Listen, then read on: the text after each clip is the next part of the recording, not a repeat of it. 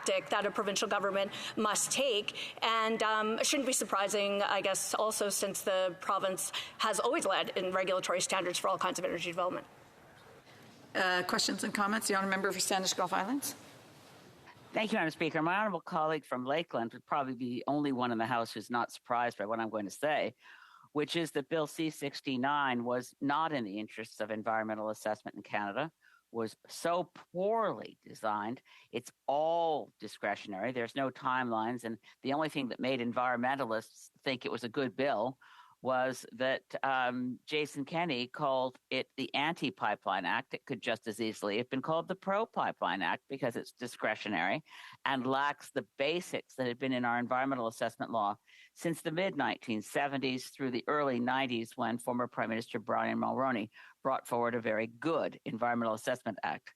So my honourable colleague from Lakeland, she knows that we will disagree on the notion that we want to expand oil and gas demand across the world and that there's any such thing as responsible oil and gas. There's only fossil fuels, and burning them destroys our future. Thank you, Madam Speaker.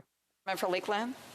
Well, yes, I do recall finding interesting points of agreement on C-69 around the arbitrary, unilateral, and unclear impacts of that bill. But as she noted, with wildly divergent worldviews and aspirations for the energy sector in Canada.